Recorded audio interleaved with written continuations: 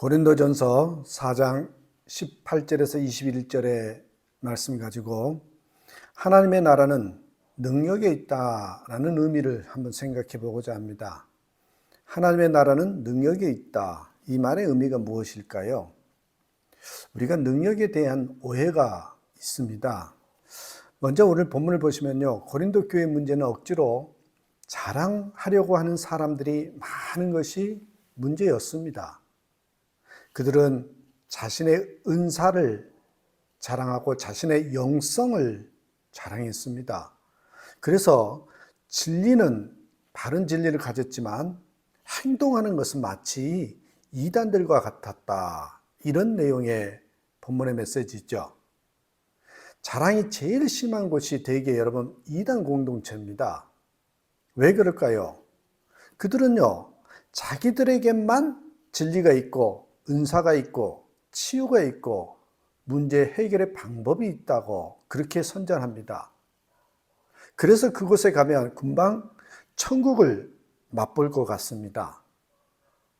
옛날에 저도 어린 시절 이렇게 시골에서 오일장 이런 곳에 가보면 약장사들이 꼭 있습니다.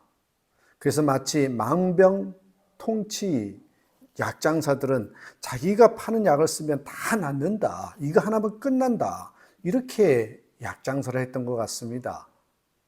그러면 어리석은 손님들은 그것을 이렇게 삽니다. 옆에서 하나 사고 또 부추기면 나도 하면서 하나씩 사죠. 우리의 신앙이 겉모습과 겉자랑을 추구하는 이 외식을 추구하는 신앙이 되면 저는 그와 같은 만사형통 복장사에 다 넘어가게 된다고 생각합니다. 망병통치 약장사가 있듯이 만사형통 복장사가 있다라는 말씀입니다. 또한 여러분 이 겉자랑, 외식에 빠지면 수많은 오해가 생겨나게 됩니다. 그 대표적인 오해 중에 하나가 여러분 고린도전서 오늘 본문이잖아요. 우리 고린도전서 4장 20절의 내용을 보시면은 하나님의 나라는 말에 있지 않고 능력에 있다. 하나님의 나라는 말에 있지 않고 능력에 있다라는 말씀에 대한 해석이에요.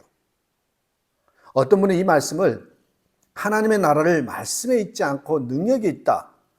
엉뚱하게 해석해서 말씀 중심의 목회는 헛된 것이라고. 그건 중요한 게 아니라고. 은사 중심의 능력 목회가 참된 것이라고 주장을 합니다. 그러나 여러분 그것은 문맥과 동떨어진 해석이고 정반대의 해석입니다. 왜 사도 바울이 고린도전서를 쓰고 있습니까? 자, 고린도전서를 쓰는 목적을 한번 보셔야 됩니다. 그것은 고린도 교인들이 은사를 가지고 자랑하면서 또한 보시면은 교회 분열을 일으킨다랄까요? 자꾸 그렇게 자랑질을 하니까 교회가 분열이 일어나는 거예요. 그래서 사도 바울이 강조한 것이 내가 어떤 은사를 가졌다, 어떤 체험을 했다라는 말이 중요한 것이 아니라 참된 이 내적인 생명의 능력이 있어야 한다라는 것이죠. 다시 말해서 여러분 무엇을 받았네 하고 자기를 선전하는 교인, 이렇게 감화력은 주지 못하고 감동은 주지 못하고 성도를 1등 신자네 2등 신자네 이렇게 나눠서 이 배타성만 조장하는 이기주의적인 교인, 이 입만 살아가지고 말만 그럴싸한 교인이 되지 말고 진정한 그리스도의 향기를 드러내는 삶 가운데서 선한 영향력을 끼치는 삶, 그것을 강조하고 있습니다. 그래서 여러분 하나님의 나라는 말에 있지 않냐고 능력에 있다. 이 참된 메시지를 우리에게 선포하고 있는 거죠. 주님은 모든 사람을 다 사랑하셨지만 특별히 외식하는 자, 겉만 그럴듯한 자는 미워하셨습니다. 무지하게 싫어하셨습니다. 예수님께서 제일 싫어하는 사람, 저는 성경에서 찾아내면 외식하는 자, 이걸 굉장히 싫어했던 것 같습니다. 그것은 우리가 무엇보다도 이 겉자랑을 조심해야 함을 잘 말해줍니다.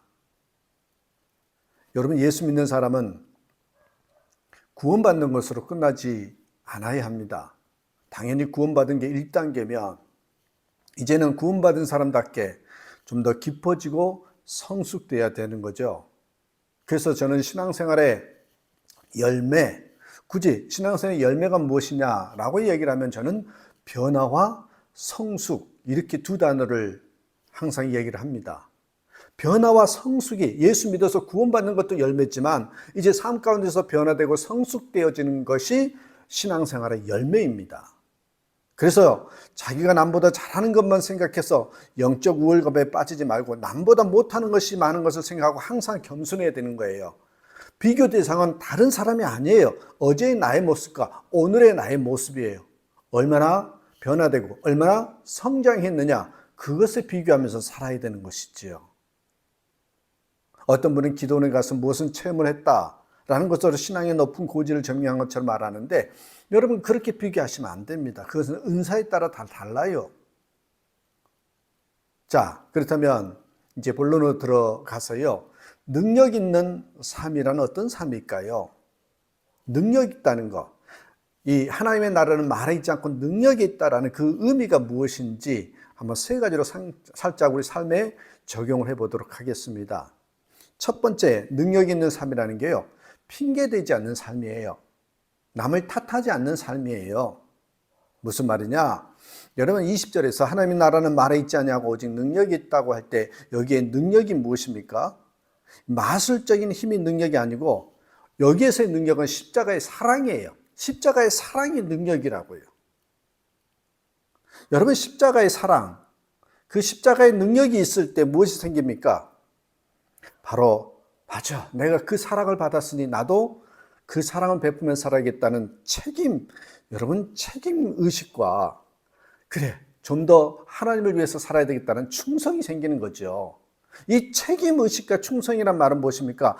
자기에게 성실한 것을 말합니다. 자기에게 성실한 거예요. 능력 있는 사람은 남에게는 관대하고 자기에게는 철저하게 살면서요, 핑계대지 않는 삶을 말합니다.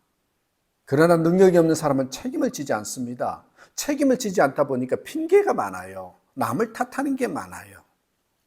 심지어 어떤 분은요, 기도를 못해도 핑계를 대더라고요. 가끔 보면 이런 전도사님들이 있었어요. 신방 가서 기도할 때 기도가 안 된다고 엉뚱한 말을 합니다. 이상하다. 기도가 이 집에서는 안 되네요. 혹시 집에 무슨 잘못된 일이라도 있습니까? 혹시 회개할 것은 없습니까? 그러면서요, 자기가 기도 안 되는 거 가지고 남을 탓한단 말이에요. 자기가 기도 잘한다는 것을 보이기 위해서 은근히 남을 깎아내리는 그런 모습이거든요. 사람이 신앙생활을 하다 보면요, 기도가 잘 될 때도 있고요, 안 될 때도 있습니다. 새벽에 기도하다 보면 기도가 잘 되는 때도 있고 반대로 안 되는 때도 있어요. 어느 때는 기도 소리에 힘차게 나오지만 어느 때는 기도 소리가 졸리면서 기도할 때도 있단 말입니다. 그런 분위기가 있을 때는 어떻게 해야 됩니까? 정작 기도하는 사람은요, 그런 분위기를 탓하지 않고 꾸준히 기도의 탑을 쌓는 사람입니다. 기도가 잘 안 되면 자신의 부족함을 탓하고 눈물로 회개하면서 하나님의 은혜를 간구하는 그 일 외에는 할 일이 없습니다. 기도가 안 되는 것은 절대로 남 탓이 아닙니다. 그처럼 환경 탓, 남 탓을 하면서 핑계를 대기 좋아하는 사람은요, 능력이 없는 사람입니다.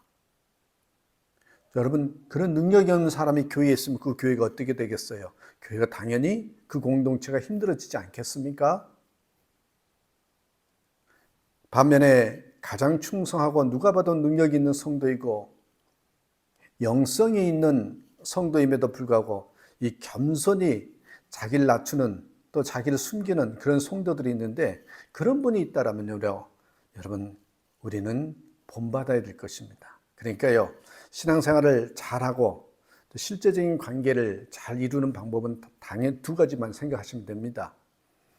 영성이 높음을 자랑하는 성도가 있다면 저 사람은 내가 조심하고 가까이 하지 말아야 될 사람이다 생각하면서 경계하시고요.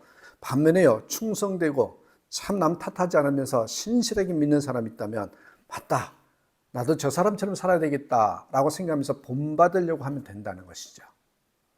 잊지 마십시오. 핑계를 대는 사람들은요, 능력이 없는 사람입니다. 왜요? 남을 탓하고 무슨 탓, 환경 탓하는 사람이기 때문에 그렇습니다. 두 번째로 여러분, 먼저 보여주는 사람이요, 능력 있는 사람이에요. 먼저 실천하는 삶의 모습을 보여주는 사람. 어떤 분은 신앙생활을 하면서 너무 말만 하세요. 말은 보니까 천사의 말이에요. 그러나 실천을 하지 않는다면 그 천사의 말에 오히려 시험이 들게 되죠. 너무 그러니까 한 번은 친구가 와서 조심스럽게 그에게 말하더래요. 여보게, 말해서 유익을 주기보다 말을 안 해서 유익을 주는 방법도 한번 생각해 보라고. 여러분, 말이 많은 것이 중요한 것이 아닙니다. 중요한 것은 말한 것을 이루는 능력입니다. 말한 대로 살아보는 것이 중요한 겁니다. 어떤 책을 읽어보니까 이렇게 사업을 하다 보면 브랜드화 되잖아요. 브랜딩 된다라는데 이렇게 로고를 만들고 꼼꼼하게 다 분석해서 조사해서 요 로고, 브랜딩화 시키는 방법이 있고요. 죽으라고 열심히 하다 보니까 장사가 잘 되고 그 회사가 유명해지다 보니까 나중에 브랜딩화 된다라는 것이죠. 저는요, 이 후자가 더 많다고 생각하고 당연히 그렇게 된다라고 생각을 합니다. 마찬가지입니다, 여러분. 이 말이 많은 게 중요한 게 아니라 이루어내는 것이 중요하다는 거, 보여주는 것이 중요하다는 거, 그게 능력입니다. 오늘 본문에 사람의 나라는 말에 있지 않고 능력이 있다라는 말은 말로 요구만 하지 말고 먼저 실천으로 능력을 보여줘라, 이 말이라는 것입니다. 남에게 단호히 무엇인가 요구할 것을 그 요구할 결심만 하지 말고 단호히 내가 먼저 십자가의 모습으로, 사랑의 모습으로 실천한 결심을 보여주는 것이죠. 믿는 사람은 당연히 그런 삶을 살아야 됩니다. 실천보다 요구가 많다면 정상이 아닙니다. 그런 의미에서 십자가를 지지 않고 말씀에 실천하지 않으면서 이 판단하기를 좋아하는 사람처럼 부끄러운 삶은 없는 거예요. 그건 부끄러운 거예요. 어떤 분은 한 교회에 딱 들어서면 그 교회의 영성을 알 수 있다나요? 그렇게 주장하는 사람을 봤어요. 누구를 딱 보면 저 사람은 예수가 있는지 없는지도 알 수 있대요. 설교 말씀을 들으면 판단할 것이 참으로 많습니다. 여러분, 그처럼 말로만 영성이 높은 것처럼 행동한 사람이 많습니다. 그러나 이제는 말로만 내가 영성이 높다는 것을 내세우지 말고 말한 것을 행동으로 보여주고 먼저 실천함으로써 진짜 차원 높은 영성을 보여주는 그 사람이 능력 있는 사람입니다. 말이 아닌 행함으로, 그것도 먼저 보여주는 것. 자, 세 번째입니다. 하나님의 나라는 능력이 있다. 이 의미는 여러분, 사랑이란 단어가 중요합니다. 진정한 사랑을 베푸는 사람이 능력 있는 사람입니다. 사랑을 베푸는 삶. 성도의 능력 중에 가장 위대한 능력입니다. 크리스찬 휴머니스트 중에 마크 트웨인이란 분이 이런 말을 했습니다. 단점을 찾으면 사람이 짐승이 되지만 사랑을 하면 사람이 진짜 사람이 된다. 상처를 오래 기억하면 짐승이 되지만 상처를 잊으려고 노력하면 사람이 된다. 그런 말을 했는데 여러분, 맞습니다. 사도 바울은 그래서 능력의 중요성을 말하면서 곧 이어서 사랑의 중요성을 이야기합니다. 21절 보시면 너희가 무엇을 원하느냐? 내가 매를 가지고 너희에게 나아가랴. 사랑과 온유한 마음으로 나아가랴. 자, 이렇게 질문을 던져요. 이 질문에 어떤 대답을 원하십니까? 우리가 어떻게 나아가야 됩니까? 서로의 단점을 덮어주는 사랑과 온유한 마음으로 나아가야 된다. 사랑과 온유한 마음. 오늘날 많은 사람들의 고민이 무엇입니까? 말씀을 읽을 때나 말씀을 들을 때는 새로운 다짐을 해봅니다. 이제는 사랑해야지. 그래, 사랑하면서 살아야지. 그런데 그 다짐이 하루도 못 가는 경우가 얼마나 많습니까? 성도들은 누구나 고린도전서 13장에 나오는 사랑의 정의의 감명을 받죠. 사랑은 오래 참고 사랑은 온유하며 투기하는 자가 되지 아니하며 사랑은 자랑하지 아니하며 교만하지 아니하며 무례히 행치 아니하며 그러면서 다짐합니다. 맞아. 정말 그래. 이렇게 살아야지. 그러면 아름다운 세상이 될 거야. 그런데 그 결심이 얼마 못 갑니다. 여전히 싫어하고 미워하고 자기를 높이면서 자랑합니다. 그러면서 믿음 따로, 구원 따로, 생활 따로 그렇게 생각하고 고칠 생각 안 하고 지내는 거예요. 다 따로따로예요. 자기의 문제를 모르면 할 수 없지만 알면서도 고치지 않으면 여러분 아셔야 됩니다. 교만입니다. 그건 하나님이 제일 싫어한다는 거죠. 그처럼 알면서도 고치지 않는 사람들이 제일 좋아하는 노래가 있다고 하죠. 뭔지 아세요? 다 그런 거지 뭐 그런 거야. 다 그러길래 미안해. 사랑하는 여러분, 신앙생활은 감정이 아닙니다. 경건한 감정을 가지는 것으로서 끝나서는 안 됩니다. 성령 충만한 모습으로 은혜 받는 것도 중요하죠. 그러나 은혜 받는 것으로만 멈춰서는 안 됩니다. 그런 감정들이, 그 은혜 받았던 것들이 여러분 거룩한 다짐으로 한 걸음 더 나가야 됩니다. 거룩한 다짐으로 발전해야 됩니다. 그리고 나서 여러분 하나 더 있어요. 그 사랑의 실천을 해야 합니다. 자, 경건한 감정을 가진다. 그 다음에 거룩한 다짐을 한다. 그 다음에 사랑의 실천을 한다. 이게 뒤따라주는 삶이 되어야 된다는 것입니다. 말로만 사랑하는 것은 액세서리에 불과하지만 실천하는 사랑이야말로 진짜 보석과 같은 삶이에요. 자, 오늘 말씀을 정리해 봅니다. 하나님의 나라는 말에 있지 않고 능력이 있다라는 의미가 무엇일까요? 첫 번째로는 핑계대지 말라는 것입니다. 핑계는 어디에서 나와요? 환경 탓하고 남을 탓할 때 나오는 겁니다. 그는 참 책임도 없고 또한 능력도 없는 사람이라는 것입니다. 그러니까 내가 자꾸 핑계대는 삶의 모습이 있다면 나에게는 지금 말만 있구나, 능력이 없구나 이렇게 생각하시면 되고요. 두 번째 여러분, 먼저 보여주라는 것입니다. 진정으로 말로만 멈추는 것이 아니라 삶으로 보여주는, 삶으로 선한 영향력을 보여주는 그 모습이 있어야 능력 있는 자다라는 것이죠. 그리고 마지막으로는 여러분 사랑이 빠져서는 안 됩니다. 모든 일을 사랑과 온유한 마음으로 해야 된다. 그것이 바로 능력이다. 이렇게 말씀하고 있습니다. 다시 한번 말씀으로 정리해가면서 여러분께 부탁드려요. 하나님의 나라는 말에 있지 않고 능력이 있답니다.